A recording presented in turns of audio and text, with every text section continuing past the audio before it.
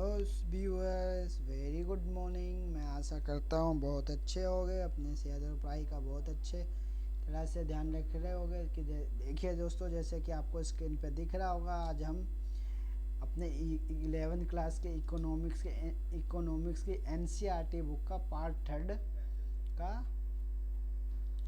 Chapter 3 पढ़ने वाले हैं, जिसमें हम इससे पहले एक वीडियो अपलोड किया जा चुका, जिसमें हमने ये पढ़ा कि हमारी अर्थव्यवस्था 1991 में क्या थी और किस तरह से हमने 1991 की आर्थिक नीति अपनाई और आर्थिक नीति क्या थी तथा किस तरह से उसने हमारे अर्थव्यवस्था को ग्रो करने में बहुत इम्पोर्टेंट रोल अदा किया। तो आज हम उसी सीरीज को आगे बढ़ाते हुए इसी चैप्टर को आगे पढ़ने वाले हैं, जिसमें हम निजीकरण के बारे में पढ़ने वाले हैं कि निजीकरण है क्या। इससे पहले हमने उदारीकरण के बारे में पढ़ा था, जिसमें हमने यह जाना था उदारीकरण क्या है। तो उदारीकरण अपनी अर्थव्यवस्था को स्वतंत्र रूप से अपनी अर्थव्यवस्था पर लगाए गए प्रतिबंध को हटाकर स्वतंत्र तथा मुक्त व्यापार करना ही उदारीकरण है, जिससे हमने अपने अर्थव्यवस्था पर लगाए गए सभी प्रतिबंध को हटा दिया तथा विदेशी कंपनियों को तथा विदेश से आने वाले निवेश, जिसे एफडीआई फॉरेन डायरेक्ट इन्वेस्टमेंट कहते हैं, उसे अलाउ कर दिया, जिस कारण हमारी अर्थव्यवस्था ग्रो करने लगी। तो आज हम उसी के बारे में पढ़ने वाले हैं कि निजीकरण क्या होता है। तो जैसे कि आपको स्क्रीन पे दिख रहा होगा, इसका तात्पर्य है कि किसी सार्वजनिक तो आज हम निजीकरण के बारे में पढ़ने वाले हैं कि निजीकरण क्या है। इसका तात्पर्य है कि किसी सार्वजनिक उपकरण के स्वामित्व का प्रावधान सरकार द्वारा त्याग सरकारी कंपनियां निजी क्षेत्र की कंपनियों में दो प्रकार से परिवर्तित हो। निजीकरण का सिंपल मेथड मैं आपको बताता हूं कि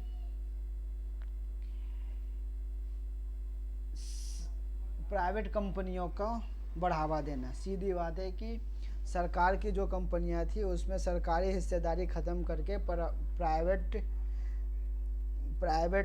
कंपनियों को अपने शेयर बेचने तथा प्राइवेट कंपनियों को ये कहना कि वो आके इस कंपनी में इन्वेस्ट करे तथा सरकारी हस्तक्षेप को कम करना ही निजीकरण है। अपनी अर्थव्यवस्था को निजी हाथों में देना, यानी प्राइवेट हाथों में देना निजीकरण है, जिस कारण हमारी अर्थव्यवस्था में इन्वेस्टमेंट आएगा और हमारी अर्थव्यवस्था ग्रो करेगी तथा देश का विकास होगा। इसमें यही बात कहा गया कि किसी सार्वजनिक क्षेत्र के उद्यमों द्वारा जन सामान्य को इक्विटी की बिक्री के माध्यम से निजीकरण को विनिवेश कहा जाता है। विनिवेश क्या होता है? विनिवेश और निजीकरण बिल्कुल सेम टू सेम। मान लीजिए, मैं अभी आपको एक एग्जाम्पल देते हैं। LIC, अभी आपने न्यूज में सुना होगा कि भारत सरकार LIC में निजीकरण लाने वाली है। तो इसका मतलब क्या है कि जो भारत सरकार पे LIC के 100% शेयर है, यानी पूरी तरह से LIC का मालिक भारत सरकार है।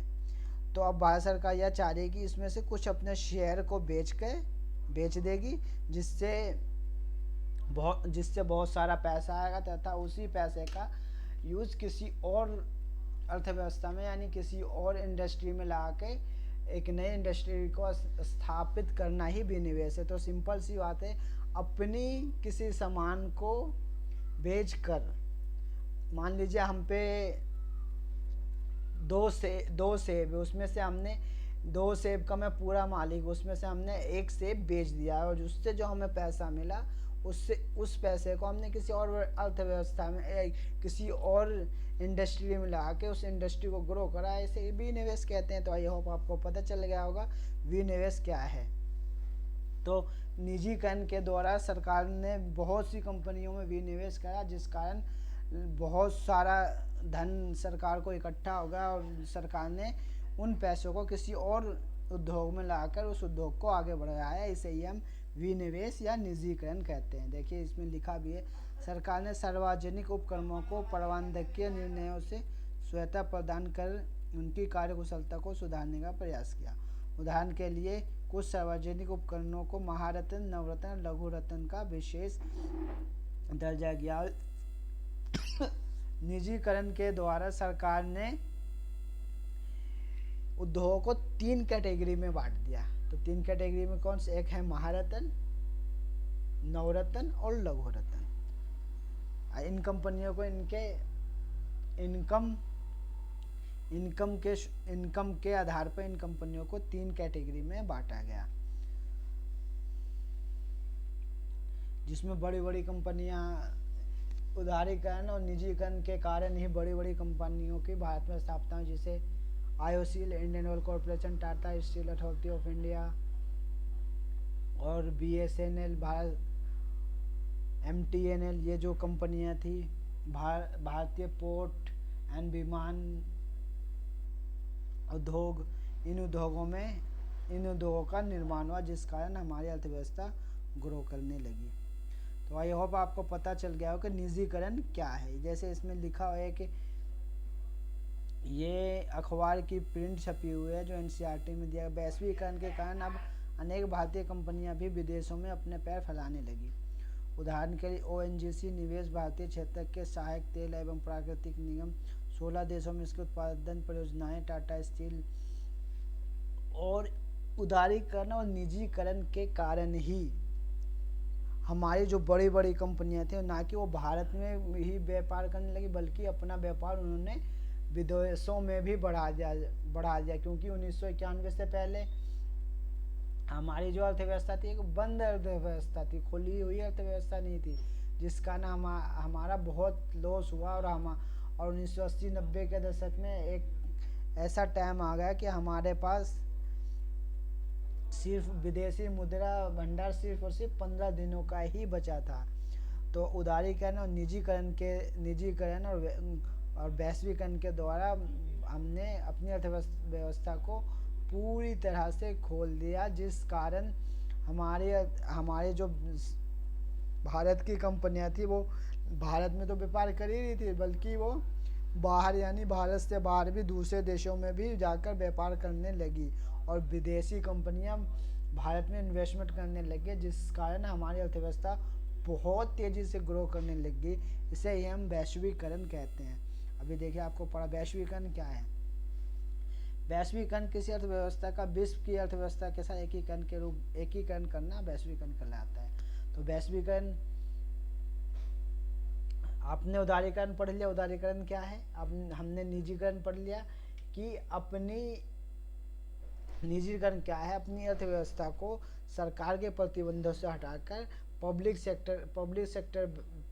सेक्टर को प्रोत्साहित करना निजीकरण है। और अब हम वैश्वीकरण पढ़ने वाले हैं। तो वैश्वीकरण क्या है, अपनी अर्थव्यवस्था को पूरे विश्व में, पूरे दुनिया में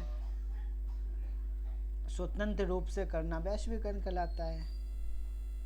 देखिए जैसे कि इसमें लिखा भी, वैश्वीकरण ऐसे संपर्क सूत्रों की रचना का प्रयास है जिससे मीलों दूर हो रही घटनाओं के प्रभाव भारत के घटनाक्रम पर भी स्पष्ट दिखाई देने लगे। यह समग्र विश्व को एक बनाने या सीमा मुक्त विश्व की रचना करने का प्रयास है। तो वैश्वीकरण एक ऐसी व्यवस्था है जिसके कारण अगर विदेशों में जो हमारी कंपनियां व्यापार कर रही हैं, यदि उनको वहाँ नुकसान होता है, भारतीय कंपनियों को अगर वहाँ नुकसान होता है तो उसका असर हमें भारत में भी देखने को मिलेगा। और यदि भारतीय कंपनियां बाहर में अच्छा बिजनेस कर रही, ग्रो कर रही है, तो उसका असर हमें भारत में भी दिखेगा। तो ऐसी खुली अर्थव्यवस्था को, बिना रोक टोक के खुली अर्थव्यवस्था को हम वैश्वीकरण कहते हैं। और वैश्वीकरण के बहुत फायदे, आज वैश्वीकरण के कारण ही आज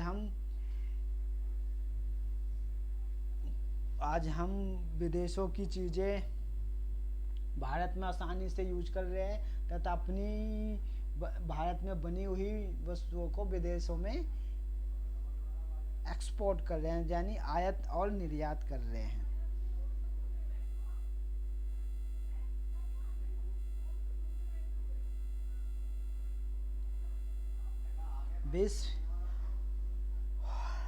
अब चलिए हम चल देते हैं इसके बारे में पढ़ते हैं। WTO यह एक विश्व स्तर पे एक वर्ल्ड ट्रेड ऑर्गेनाइजेशन WTO, जिसे हम वर्ल्ड ट्रेड ऑर्गेनाइजेशन कहते हैं, यह एक विश्व व्यापार संगठन है जो विदेशों में तथा पूरी दुनिया में होने वाले वो व्यापार को रेगुलेट करता है। तो इसकी स्थापना कब हुई थी? WTO का गठन 1995 में किया गया। उस महासंधि की रचना विश्व व्यापार प्रशासक के रूप में 23 देशों ने मिलकर 1948 में की थी। इस जो WTO है, इसकी जो WTO यानी विश्व व्यापार संगठन, वर्ल्ड ट्रेड ऑर्गेनाइजेशन, इसकी जो स्थापना 23 देशों ने मिलकर 1948 में की थी, लेकिन 1995 के साल में यह संस्था बहुत ज़्यादा उभर के आई तथा इनने बहुत आर्थिक सुधार किए तथा व्यापार के लिए बहुत सारे नियम बनाए। विश्व व्यापार संगठन का ध्येय ऐसी नियम आधारित व्यवस्था की स्थापना जिससे कोई देश मनमाने ढंग से व्यापार के मार्ग में बाधाएं खड़ा नहीं कर। तो जैसे कि मैंने आपको बताया था, WTO एक जो संस्था है जो पूरे विश्व में व्यापार को रेगुलेट करती है तथा यह वो संस्था है जो यह तय करती है कि कोई भी देश अपनी मनमाने ढंग से व्यापार नहीं कर सकता। उसके लिए एक नियम और कानून बनाए गए हैं। सिंपल तौर पे हमें यह कह सकते हैं WTO एक संस्था है जो पूरे विश्व में होने वाले व्यापार को रेगुलेट करती है, सिंपल भाषा में। और इसकी स्थापना कब हुई थी? 1948 में हुई थी, लेकिन 1995 के दशक में 1990 के दशक में ये बहुत उभर कर आई है तथा इन्हें बहुत अच्छा कार्य करा, जिस कारण पूरे विश्व का व्यापार बढ़ा। देखिए, विश्व व्यापार संगठन एक महत्वपूर्ण सदस्य के रूप में भारत विकासशील विश्व के हितों का संरक्षण करते हुए न्यायपूर्ण विश्व स्तरीय व्यापार के नियमों तथा सुरक्षात्मक व्यवस्थाओं की रचना पर सक्रिय भागीदार रहा है। तो अभी आपको मैंने बताया था कि इसी WTO ने अपने बनाए गए नियमों से पूरे विश्व में एक क्रांति सी ला दी तथा पूरे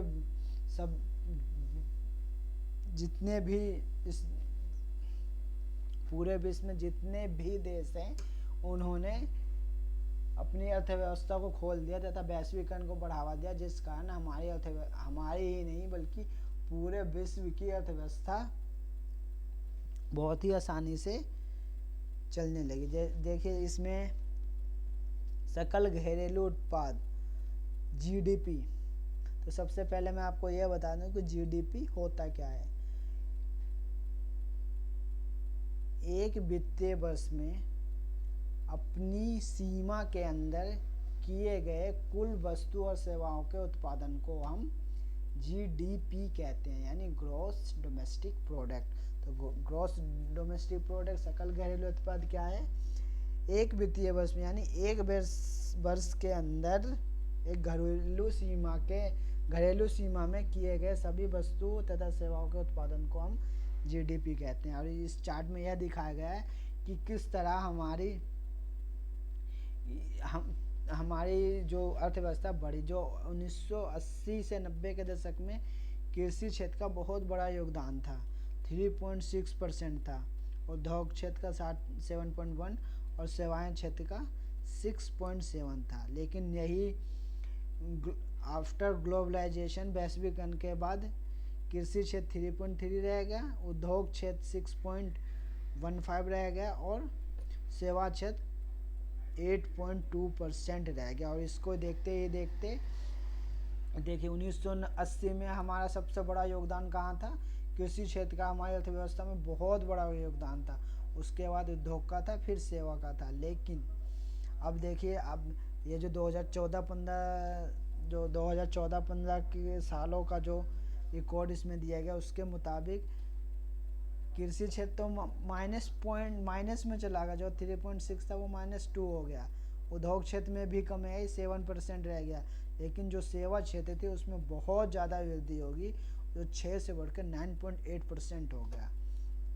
ये तो पुराना डेटा है, और अभी हम अभी के साल की बात करें तो यह सेवा क्षेत्र लगभग 12 से भी ऊपर जाएगा। तो ग्लोबलाइजेशन के कारण ही, वैश्वीकरण के ही कारण अर्थव्यवस्था किस तरह से ग्रो करी आप देख ही रहे हैं। ये देखिए, भारत ने व्यापार के उदारीकरण की अपनी प्रतिबद्धता को बनाए रखा। इसके लिए इसने आयात पर से अनेक परिमाणात्मक प्रतिबंध हटाए और शुल्क दरों को भी बहुत कम किया। अभी आपको मैंने पढ़ाया था, उदारीकरण का मेन मकसद यही था कि अनएक्सपेक्टेड जो टैक्स है उसे ख़त्म करना तथा व्यापार को सभी के लिए खुला करना। जो हमारे आयात शुल्क और निर्यात शुल्क थे, यही वो शुल्क हैं, इनको कम करके इन्हें कम किया, जिस कारण बाहर की कंपनियां हमारे देश में आके इन्वेस्ट करने लगी और हमारी अर्थव्यवस्था ग्रो करने लगी। और निर्यात शुल्क उदारीकरण, वैश्वीकरण के कारण ही आज शेयर बाजार, शेयर मार्केट का विकास हुआ तथा शेयर मार्केट जो हमारा मुंबई स्टॉक एक्सचेंज है, BSE और निफ्टी, ये बहुत आगे बढ़ चुका है। ये वैश्वीकरण के कारण ही ऐसा हुआ कि आज हमारी अर्थव्यवस्था वर्ल्ड की, आज की डेट में हमारी जो अर्थव्यवस्था है वर्ल्ड की चौथी सबसे बड़ी अर्थव्यवस्था है। और हमने 2025 तक अपनी अर्थव्यवस्था को 5 ट्रिलियन की अर्थव्यवस्था करने का लक्ष्य रखा है, और इसके लिए हम कंटिन्यूस प्रयास किए जा रहे हैं। सुधारकालीन भारतीय अर्थव्यवस्था एक समीक्षा। अब हम ये पढ़ें कि हमने अर्थव्यवस्था में किस तरह से सुधार कर, जैसे कि आपको मैंने ऊपर पढ़ाई दिया है कि किस तरह से हमारी अर्थव्यवस्था ग्रो करी और किस तरह से हमने उसमें वृद्धि करी है। 1991 के बाद से भारत में 2 दशकों तक सकल घरेलू उत्पाद की लगातार वृद्धि होती रही। सकल घरेलू उत्पाद 1980 से 91 में 5.6% से बढ़कर 2007 और 2012 में 8.2, जो हमारे जो ग्लोबलाइजेशन के कारण ही जो 1991 में हमने सुधार नीति अपनाई थी, उस समय हमारी जो अर्थव्यवस्था 5.6% की दर से आगे बढ़ी। लेकिन यही 2007 से 12 का एक डेटा है जिसमें यह बताया गया कि जो हमारी अर्थव्यवस्था है वो 8.2% से आगे बढ़ रही है, जिसमें कृषि की वृद्धि दर में तो कमी आई है, लेकिन सेवा क्षेत्र में बहुत ज़्यादा विकास हुआ तथा सेवा क्षेत्र, आज हम ये कह सकते हैं कि सेवा क्षेत्र में हमारी लगभग जनसंख्या का 30 to 40% योगदान सेवा क्षेत्र का ही है।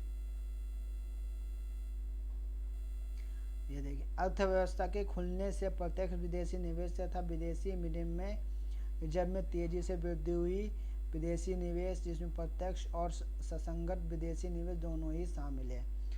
जो अर्थव्यवस्था को हमने खोला, उससे हमारा प्रत्यक्ष विदेशी निवेश, जिसे हम FDI कहते हैं, FDI में बहुत तेज़ी से वृद्धि हुई, जिस कारण विदेशी जो कंपनियां थी, बाहर की जो बड़ी बड़ी कंपनियां थी, उन्होंने हमारी कंपनियों में इन्वेस्ट करा तथा भारत में आकर अपना व्यापार चालू करा। उदाहरण के लिए मैं आपसे कह सकता हूँ, फेसबुक, गूगल, अमेज़ोन, ये सब जो बाहर की कंपनियां हैं, इन्होंने भारत में आकर अपना निवेश किया तथा भारत सरकार ने भी अपनी अर्थव्यवस्था को बढ़ाने के लिए एक ऐसा माहौल क्रिएट करा, एक योजनाबद्ध तरीके से एक योजना बनाकर एक बाहर की कंपनियों को अपनी ओर आकर्षित करा कि क्योंकि देखिए, भारत जो है एक बहुत बड़ी जनसंख्या वाला देश है। यहाँ यदि कोई भी क्योंकि अगर ज़्यादा जनसंख्या, तो जाहिर सी बात है वहाँ के लोग किसी भी प्रोडक्ट को ज़्यादा खरीदेंगे, और यदि वो प्रोडक्ट उन्हें अपने देश में ये सस्ते रेट में मिलता है तो और ज़्यादा खरीदेंगे, जिस कारण हमारा विकास, जिस कारण अर्थव्यवस्था का विकास। इसी कारण भारत में बहुत बड़ी बड़ी कंपनियों ने अपना निवेश किया तथा बहुत लाभ अर्जित किया तथा भारत के लोगों को भी रोजगार प्रदान करा है। 1991 के बाद से सुधार अवधि में कृषि क्षेत्र का एवं सार्वजनिक व्यय विशेषकर बिजली, सड़क निर्माण, देखिए किसी भी अर्थव्यवस्था को ग्रो करने के लिए 3 चीज़ें बहुत ज़रूरी होती है: श्रम, पूंजी और भूमि। तो पूंजी, श्रम और भूमि तो हमारे सरकार ने मुहैया करवाया, और पूंजी विदेशी कंपनियां, जब विदेशी कंपनियों को ऐसा लगा कि यहाँ की सरकार अपनी अर्थव्यवस्था को आगे बढ़ाने के लिए बहुत इंटरेस्टेड है तथा इसने बहुत सारा इंफ्रास्ट्रक्चर डेवलप करा, जिस कारण भारत सरकार ने रोड बनाए, बिजली का प्रबंध करा, पोर्ट बनाए, बहुत सारे करों को मुक्त कर दिया, जिस कारण विदेशी कंपनियां भारत की ओर आकर्षित हुई तथा उन्होंने भारत की कंपनियों में निवेश करा है। तो इस पूरे चैप्टर का निचोड़ यही है कि किस तरह 1991 के बाद भारतीय अर्थव्यवस्था ने ग्रो करा है और किस कारण उदारीकरण, निजीकरण और वैश्वीकरण के कारण किस तरह हमारी व्यवस्था आज वर्ल्ड की 4th लार्जेस्ट अर्थव्यवस्था बनी है। ये देखिए, विनिवेश। प्रति वर्ष सरकार सार्वजनिक उद्यमों में विनिवेश के कुछ लक्ष्य निर्धारित करती है। वर्ष 1991 में 250 करोड़ था, लेकिन 2017-18 में 1 लाख करोड़ में के विनिवेश का था। जो विनिवेश अभी मैंने आपको बताया था कि अपनी कंपनी में से हिस्सेदारी को बेचकर प्राइवेट कंपनी को अपनी कंपनी में पैसा लगाने के लिए प्रोत्साहित करना, यानी अपने शेयर को बेचना ही विनिवेश कहलाता है। जो 1991-92 में 250 करोड़ विनिवेश के कारण हमने 250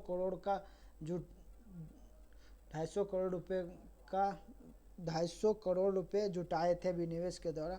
वहीं 2017-18 में यह बढ़कर 1 लाख करोड़ पहुंच गया। तो आई होप अब आप अनुमान लगा सकते हैं कि किस तरह से 1991-90 के बाद हमारी अर्थव्यवस्था ग्रो करी है, और हमारा जो राजकोषीय घाटा माइनस में चला गया था वो भी अब संतुलन होगा तथा हमारे आय और व्यय का डिफरेंस बहुत कम रह गया। अभी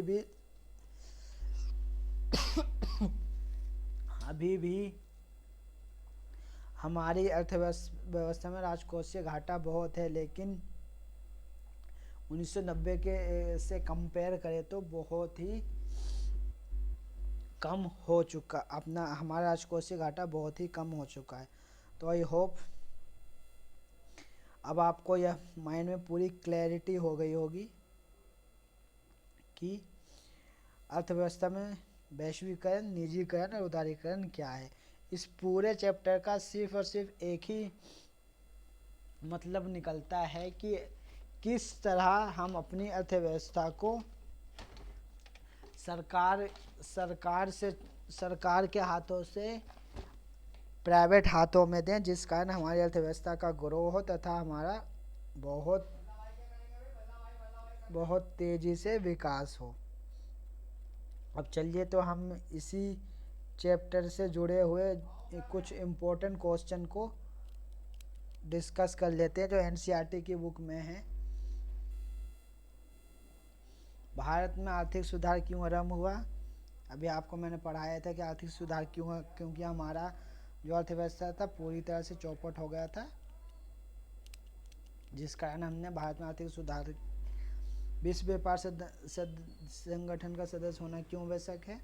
अभी आपको मैंने पढ़ाया था कि WTO एक वर्ल्ड विश्व स्तरीय एक संस्था है जो पूरे विश्व में व्यापार को रेगुलेट करती है, व्यापार के बनाए गए नियमों को रेगुलेट करती है, इसलिए इसका सदस्य होना बहुत ही जरूरी है। भारतीय रिजर्व बैंक ने वित्तीय क्षेत्र में नियंत्रक की भूमिका से अपने भारतीय रिजर्व बैंक जिसे आप जानते ही हैं, RBI, reserve bank of India, जिसका मुख्यालय मुंबई महाराष्ट्र में है। यह भारत की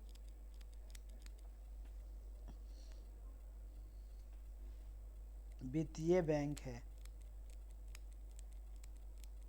उसके बाद है रिजर्व बैंक वैश्विक बैंक पर किस प्रकार नियंत्रण रखता है। ये भी आपको पता होगा ही कि जिस तरह पूरे विश्व में व्यापार को रेगुलेट करने के लिए WTO संस्था है, ठीक उसी तरह पूरे भारत में जो रिजर्व बैंक है वो सबसे ऊपर है, तथा यह बैंकों से रिलेटेड सभी नियम कानून बनाता है कि कौन सा बैंक किस तरह से ऑपरेट करेगा। ये सारी जिम्मेवारी भारत में भारतीय रिजर्व बैंक की ही है। यह भारत का केंद्रीय बैंक है और यह पूरे भारत में बैंकों को रेगुलेट करता है, तथा पूरे भारत में मुद्रा की शाख, मुद्रास्फीति, अभी आगे चैप्टर में भी हम पढ़ेंगे कि मुद्रा की शाख और मुद्रास्फीति क्या होती है, इन सभी को नियंत्रित करता है।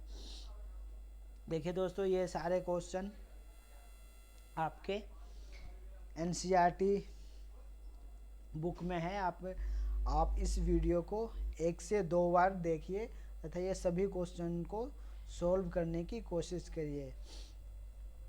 और यदि आपको फिर भी कोई डाउट है या कुछ समझ में नहीं आ रहा है तो आप हमें कमेंट्स करके बताइए, हम आपके सारे डाउट्स को क्लियर करेंगे। और यदि यह वीडियो आपको अच्छा लगा हो तो इसे ज़्यादा से ज़्यादा बच्चों को शेयर करें ताकि इसका बेनिफिट सभी को मिल सके।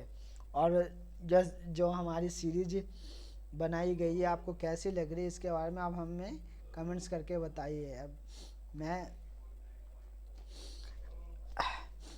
मैं 11वीं क्लास की कंप्लीट NCERT की बुक इस सीरीज के जरिए पूरी बुक कंप्लीट करूँगा, जिससे आपको बहुत ही फ़ायदा होगा। तो मिलते हैं अपने नए चैप्टर में एक नए टॉपिक के साथ। तब तक के लिए thank you, have a nice day.